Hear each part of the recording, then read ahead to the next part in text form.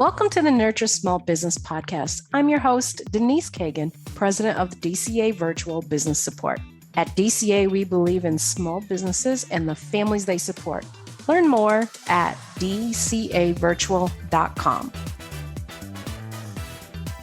Karina Belizzi is a natural products industry executive who has earned a reputation for leading the development and growth of responsible brands, including Nordic Naturals, Super Nutrition, Nutrigold, and IY Life. Over the past 2 years, she has been working tirelessly on the development of a new algae nutrition brand that is both carbon negative and preserves the health of our oceans.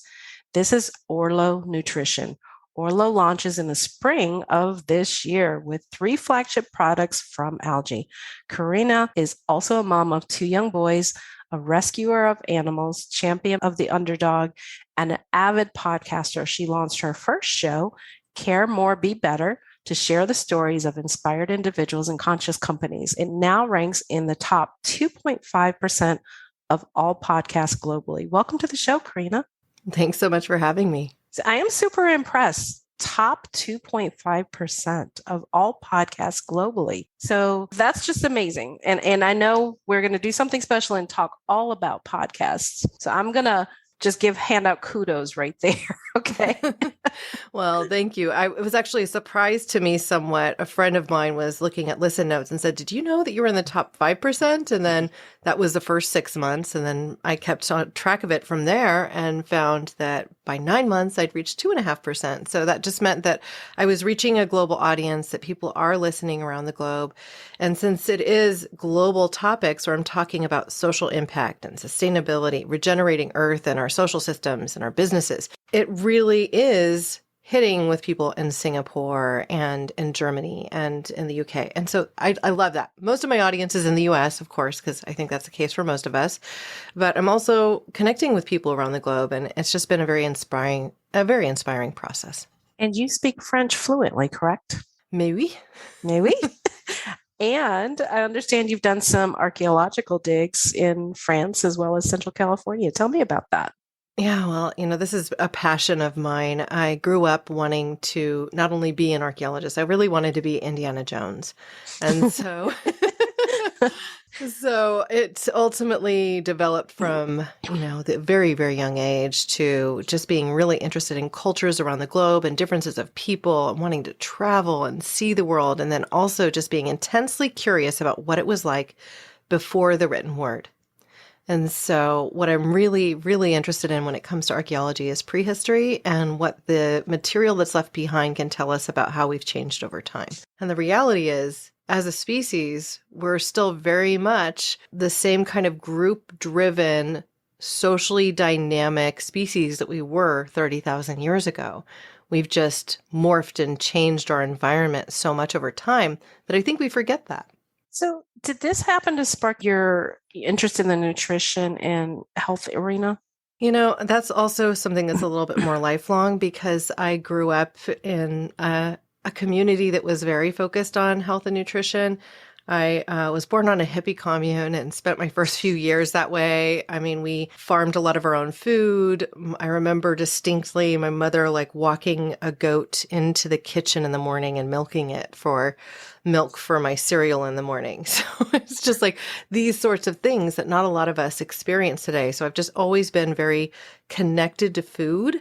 And so when I graduated college with a fair amount of college debt and realized, oh my God, I can't pay all of this and support myself and go to graduate school for something like archaeology, I had to kind of pivot and look at what else I could do. And I ended up working in sales for a company in the natural products industry. And it just felt like it really kind of fit because I was getting to exercise a lot of my desire to learn, to continue growing, to understand more about sciences and how we can support humanity today. And so I really just kind of dove into that and didn't expect to fall in love with it. Thought I would go back to grad school in 5 or 6 years, and that just didn't happen. So you started out in sales, and I've seen, looking at your bio, Nordic Naturals, that's a huge company. Yeah, it is. It is now. When I started, they were little known. Sales were less than $1 million a year, and we were able to, over the next 10 years, with me leading sales, marketing, and education for the company as the second in command, reporting to the CEO, grow from less than $1 million in annual revenues to over $100 million in annual revenues, and hit 32 markets around the globe. We had multiple divisions, some failed trials. Like I started a spa brand within the company, but then the recession of 2008 kind of hit, and spas really suffered. And so that brand was a complete flop. But, what we were able to do in the consumer facing natural products industry, direct to consumer through retail channels as well, was quite amazing. We really disrupted the entire marketplace for omega-3s and showed people that fish oil didn't have to taste nasty. And yes, and that's exactly how I got introduced to Nordic Naturals, to be perfectly honest with you. Yeah, I mean, in my youth, I had been a competition mountain biker. And so I know I have a lot of, strange histories. I get super passionate about things and dive headfirst in, right? So when I was a teen into my early 20s, I had competed. And so my experience with fish oil had been I'd consume it because I knew it could help me with my performance and recovery. And what ended up happening is I would be training really hard and I would literally sweat it out my skin. And so my jersey would smell like the stinky fish. Oh my gosh. So before I discovered Nordic Naturals, I was like, fish oil, this is not where it's at. Because the last thing you want to smell like as a young girl is fish, right? So it just is not the thing you want. And so I really got enthralled with what they were able to do with these fruit flavored capsules with super fresh oils. And of course, then if you think about the fact that it's when you leave fish out for a long time that it starts to smell, when it's fresh, it doesn't have that kind of sense or flavor. And so we were able to really develop a strategy that focused on demonstration at our retailers and through consumer shows and things like that, where we encourage people to try this fish oil in liquid form and in chewable fruit flavored capsules. And we surprised and delighted them. We showed them that it didn't have to be that stinky, nasty stuff that we'd grown accustomed to hearing about forever from the spoon with the cod liver oil on it. And so it really meant that we took the market by storm. It didn't happen overnight, I will say that. It was a lot of hard work and 80-hour weeks. And by the time I left, I was only 34, but I'd been there 9 years leading the charge as the person responsible for 72% of our business globally, and then working in concert with other people who were working to grow the brand. That's pretty incredible. So you mentioned something about, well, first of all, 1 million to 100 million is just outstanding. Yeah. I mean, today we talk That's a about lot of hard billion-dollar work. brands. I mean, the reality is today, if you were to do a valuation on them, they're easily a billion-dollar brand. I saw that what surprised me and also made me quite proud was that after being there for 9 years, after just needing a big change, the company kept the same systems in place, like all of the same promotional strategies, everything across the board for the next 7 years. Like they literally changed almost nothing. They just kept the same kind of product review and product initiation cycles, promotional strategies, discount structure, because I'd built something that could truly stand the test of time. And so even looking in the rearview mirror, it was really hard to leave, but I'd become so entrenched. My identity had become Nordic Naturals. And so I had lost my sense of self. And that is something that I think, we all need to consider as we dive into any business that, we have to retain a personal identity, even if we are our business. And I had lost that. So that was part of why I needed to leave. That makes perfect sense. So you mentioned something about, doing demonstrations at trade shows and whatnot. Can you talk a little bit more about that and how other small businesses might be able to apply that? Yeah, well, I really think that anything that is in the experiential space can benefit from a demonstration. And so, if you are, for instance, attending trade shows, offering something that you can taste, touch, feel, sample in any way. And that could be a technology. I mean, you could be showing somebody an active application on an iPad. You could be applying a hand cream. You could be sampling something that's tasteable. You could be touching an item of clothing. All of these things can be seen as demonstration.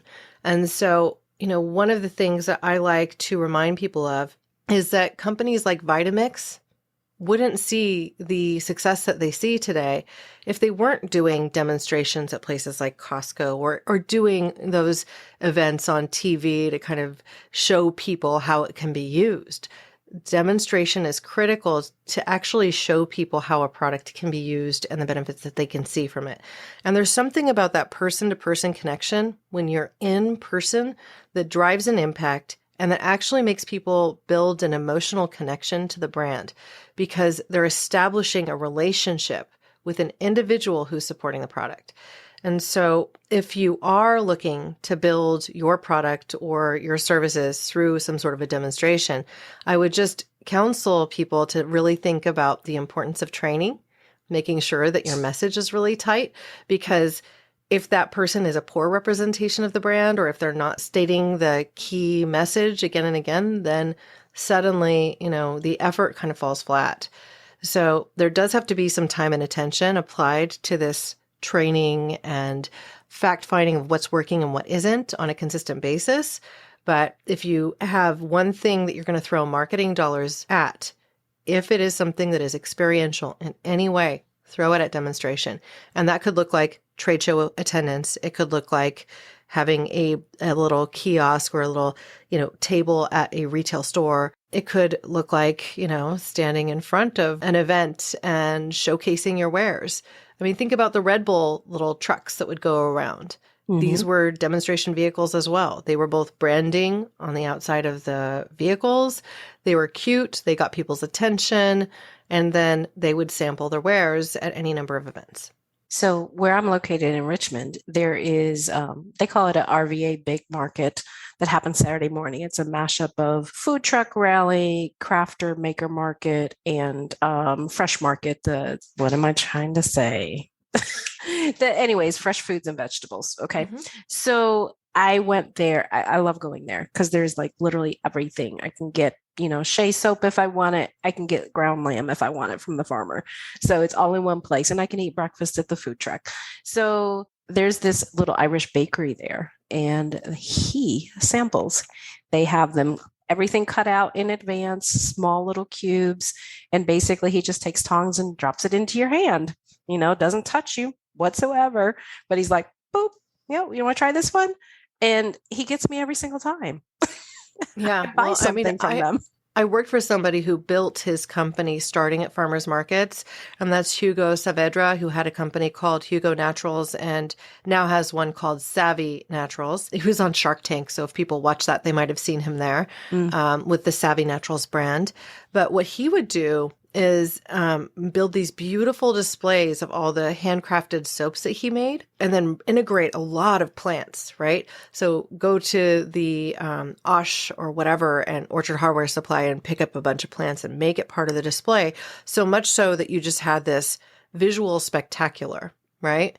And then he would, both give small cuts of the soap as samples and give people 5-minute hand massages as he talked to them about it. So using those lotions that he crafted. So now you're talking about the power of touch. And I know that this is also something that isn't, let's say, as kind during the times of COVID, but the reality is that there was something to that. Yes, it was selling the brand and the company on the power of his personality, which shouldn't be understated. Personality is important, right? Mm-hmm. But also through the experience, through trying the product, and then people really developed this love for Hugo. Mm-hmm. And this love for the products that he was creating, which were honestly, they just felt beautiful on your skin and they smelled divine and he had so many different options and they were pretty. And so they made good gifts, and so on and on and on. He'd created this kind of business/empire around this unique experience in the space of something as simple as soap and lotion. That's brilliant because you're doing a hand massage, 2, 3, 5 minutes, whatever. What is there to do? You talk to them. Exactly. So your audience is literally captive. And who doesn't like a hand massage? Bring I it mean, some on. people, it doesn't take a lot of time. And if you think about the atmosphere of a farmer's market, you have one other person there assisting you. They're talking to people and selling the product while this is happening. And he's just kind of moving from one person to the other. And so, experience is important. People remember how you make them feel. And if you make them feel good, they'll develop an emotional connection to your brand. And so I think that's also something that we shouldn't forget. Absolutely. Absolutely. So I want to double back to the training that you talked about. So in a former portion of my life, I did demos for Adele sausages. Mm. And I would do them at places like Costco. So on my break, I would walk around and get stuff from the other carts. There were so many times that I saw people who would just stand there and wait for people to come to the cart. Mm-hmm. And those were a lot of times the people that were hired directly by Costco. They just waited. And at Costco, they mostly do go directly to the carts. But the thing is that is not how you sell. And that's No. not how you make the experience an experience. So can you talk a little bit about that? I mean, you've just struck something that I'm super passionate about when it comes to sales. I've worked for, I'm getting older now, but like 25 years in the natural products industry. I've been to hundreds of trade shows. I've led them. I've mostly managed their execution as well. And I go around and I see booths and demonstration tables and things along these lines where people are just sitting at the table. They have like this 6-foot table in front of them and they just sit there. And they might even be talking to the person behind the booth with them and not engaging with the other people. And so I made a rule about those events that I would run. Like, there's no chair behind the tasting counter. That doesn't exist. And if you are actually actively working and you aren't really busy with a line of people, you get into the aisle and you engage with them. And even just say, hey, how's it going? Have you heard about? And, as long as you're friendly, I mean, some people might just say, I'm not interested, walk on. Who cares? But a lot of people will actually start to engage with you. And so you can be helpful to them. Another thing is that I think if you come from a perspective of service first, it can be super helpful because you are in a Costco situation, you're really limited to that brand. But if you're doing a demo in a store that is much smaller, like a health food store or something like that, you can offer to support the person that's working there. Oh, is there something I can support you with today? Are you looking for something? I might know where it is, especially since health food stores now are so taxed for staff. They're not staffing the aisles the way they once did. And so if you are in that situation where you're demonstrating something like an Adele sausage at a Whole Foods, then you can be helpful with the clientele and then bridge them back to the product. Exactly. And actually, when I was demoing, those are things that I would do. So very interesting that you would say that. I would actually walk off from the table out to pull people in, and it's not like I'm physically pulling them. It's like, hey, how are you today? I've got some sausages over here. Would you like to try them? And you're right. Some people say no, and that's okay. I'm Not vegan. everybody likes sausage. Right. I'm vegan. They might be vegetarian. Okay. Yeah, exactly. That won't work for you, will it? So, but even sometimes that I still made sales because they might have been vegan or vegetarian, but maybe their spouse or children were not. Mm-hmm. So you just never know. I love that. That's right. And you've talked a lot about connection and being emotional in those sales with emotional. Share some thoughts around that. Well, I think it's really interesting that you picked up on connection because I was recently told by a small business, she's a message crafter, a brander, right? Mm-hmm. And we did a podcast and she said, it sounds to me like one of your core values is connection. And I was like, aha, it is. And so I think that if you really connect with humanity, and if you think about how we are as a species, we value connection. It's just endemic. And so if you have this situation where you have the opportunity to make an emotional connection with an individual who you're going to be doing business with or who's going to connect with your brand, they are going to feel more engaged with it. One of the big campaigns that we ran at Nordic Naturals towards the end of my tenure was around this concept of what's essential to you, right? We were selling essential fatty acids. And so we wanted to invite people to think about what was essential to them. And then we made the emotional connection to things like time with your family. We wanted to provide better health so they could do more of what they love with those they love. And so, again, these are all things that connect you to community, to your family, to the things you love, and build a stronger, more emotional connection to your brand. And so that's, I think, the thing that we're all kind of centering around when we talk about the power of emotion, when it comes to brand building, when it comes to ensuring that you have a lasting connection with your consumer, that they come back for more.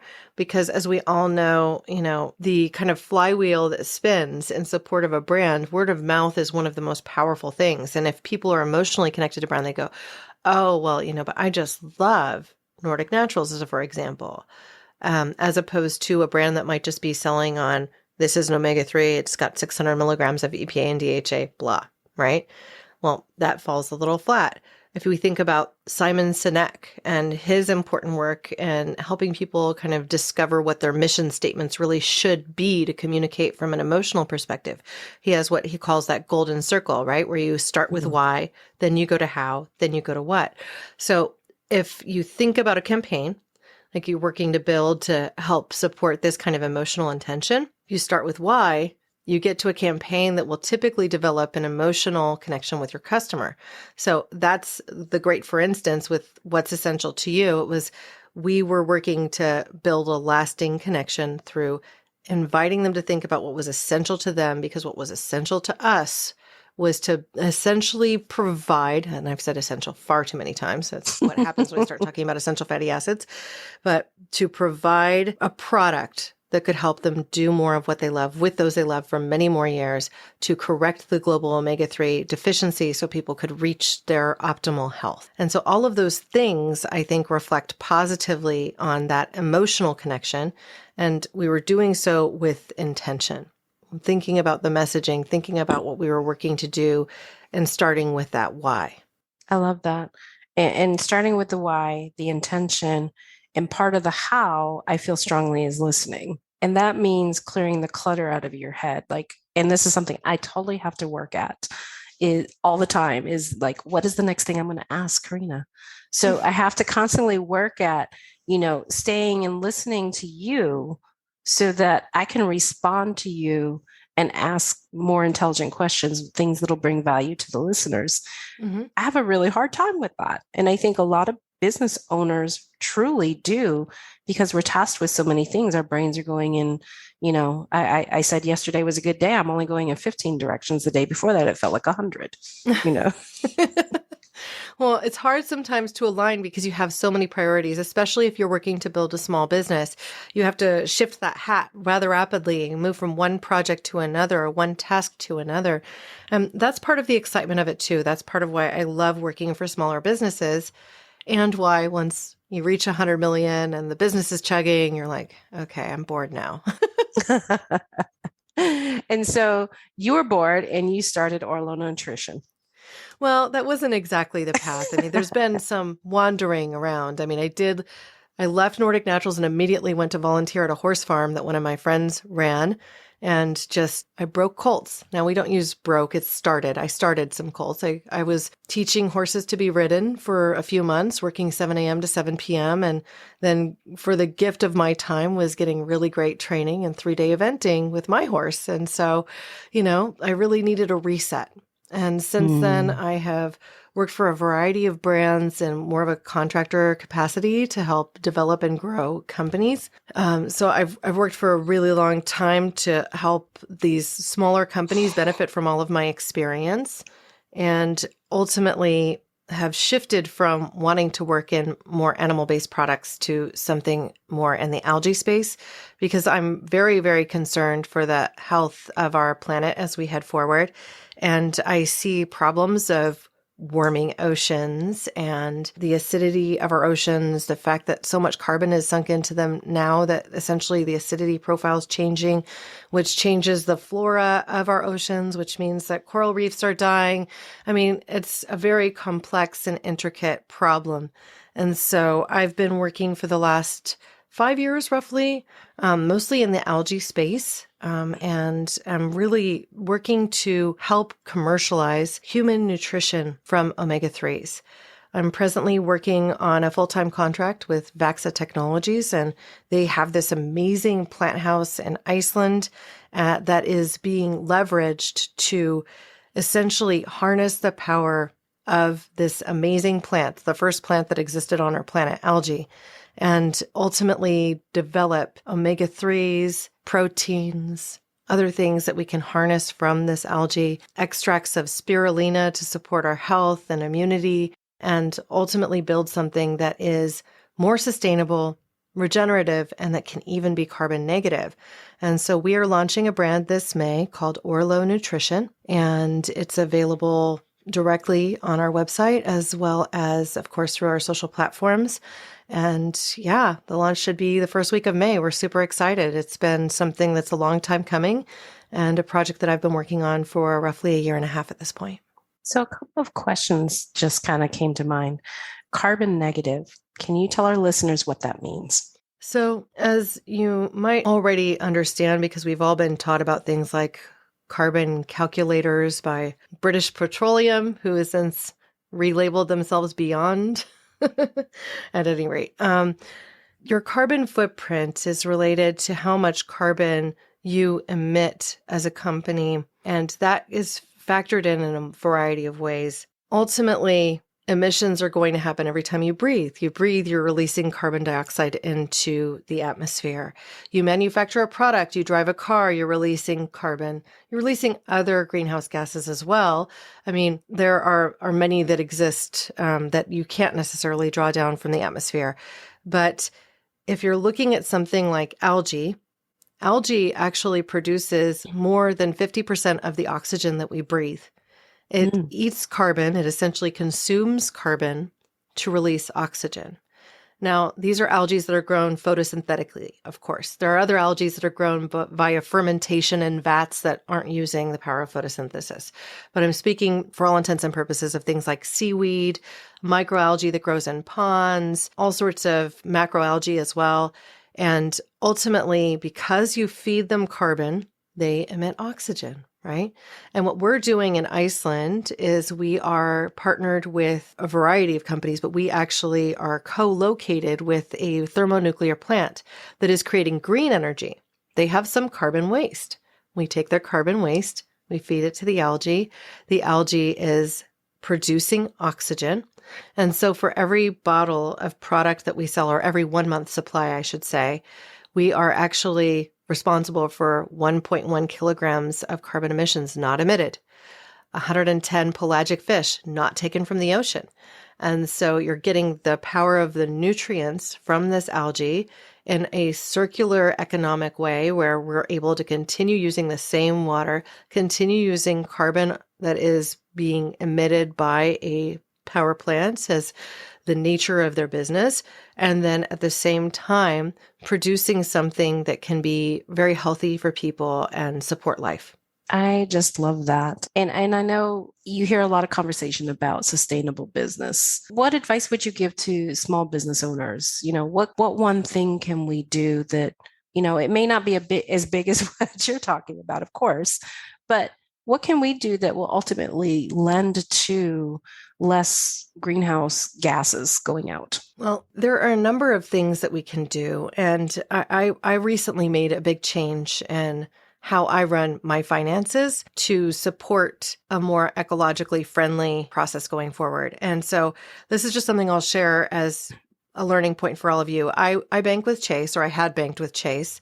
And I learned that they were the largest contributor to petrochemical industry of any of the banks. And I had all of my money, my savings account, everything just sitting there. And I was like, wow, okay, so basically my money is being used for that. And I had no idea that that was the case.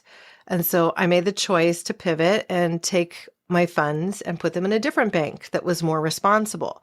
And so I think sometimes it's just that simple step, like taking that first step to say, okay, what can I do a little bit differently and not incur any additional costs and maybe even get more benefits? I actually shifted my money to a bank that's giving me a better return on my savings account. I was at like 0.01% and now I'm at 0.5%, which is much better, right? Absolutely. So it's just thinking about what you can do a little differently. we're building a direct-to-consumer brand with Orlo Nutrition. And in this case, we're making a choice to only use post-consumer recycled packaging. And we're doing a subscription model where we give you a beautiful glass bottle that can be reused many times, and we're filling sachets. We're keeping the carbon footprint in mind. We're actually printing the boxes with our branding using algae-sourced ink. So it's 100% kind of thinking about the whole package. And these things do come at an increased cost. So we are going to have to charge what is, a reasonable price for that. But generally speaking, people are getting a 1-month supply of their omegas for about $35 a month, which isn't extreme. It's not an extreme it's affordable cost. It's affordable. Yeah, about $1 a day, right? So it's not insane. Really just think about these things. I like to talk about swag, what those little giveaways, tchotchkes that you give out when you're, maybe at Christmas time, or if you are going to a trade show and you want to have a giveaway. A lot of times people are just getting whatever they can for the cheapest from Alibaba or whatever, or they're getting t-shirts printed that cost $5 a piece. The reality is that t-shirt should never really cost $5 a piece. The reason it costs $5 is because someone's paying for it with their livelihood, with their working conditions, with something else, right? So think about that. Is it more powerful to create something that's a little different, that's more responsible, that's locally sourced? Maybe you decide to work with a local soap maker who makes handmade soaps and do something different. It'll make more of an impact on the person who's receiving it as a gift. They'll go, wow, this is different and special. I didn't expect to see something like this. And so again, you're working to build that emotional connection. One of the things we chose to do with Orlo Nutrition was launch some t-shirts in line with the brand and actually make them available for sale. I found a company in California that makes them from organic cotton at their facility in California with California working conditions, and is using algae ink also to print on the shirts. So again, kind of coming back full circle to this same perspective of wanting to build a mindful business. Now that's really talking about the product perspective, right? But there's some very basic things that we can do every day, like consider how we're storing all of our emails on our computers. Are we always sending attachments, or are we sending links to shared files in a shared drive? I don't know that everybody knows this, but there's an environmental cost to even your computing and your sending of emails. And if you send a shared link to go to a specific site and download something as opposed to an attachment every time, you're actually being greener. And so there's simple little things that we can shift to make these changes. That's fascinating, because those are things that I could apply to my business. So it doesn't have to be, I don't have to create a greenhouse in Iceland, because that doesn't fit my business model. But we can absolutely use share drives instead of sending attachments. That falls right in line with what we do. Fantastic ideas. I love that, Karina. So before we sign off for the day, tell our listeners how they can find you. Well, I think the simplest way is probably LinkedIn. I'm the only Karina Belizzi that I've seen there. So if you Google me, you tend to find me. I do have podcasts that you can listen to, especially if you're interested in social impact and sustainability. Care More, Be Better is on every platform that you could listen on. And you can find that simply by going to caremorebebetter.com. That's my website for that. And, we're really active with this new brand, Orlo Nutrition. So you can find that on social spaces at Orlo Nutrition and at orlonutrition.com. Okay. And we'll make sure that all of those links are also in the show notes so that you're very easily found. Thank Karina, you so much. You have been such an amazing, insightful guest. I really appreciate your time today. Oh, thank you so much. This has been my pleasure. Thank you for joining me for today's Nurture Small Business podcast, where the focus is on business growth, technology, and people strategies to help your business thrive. At DCA Virtual Business Support, our focus is making your business operations run smooth so you can focus on growth. Reach out to me at Denise@dcavirtual.com if you'd like to learn more.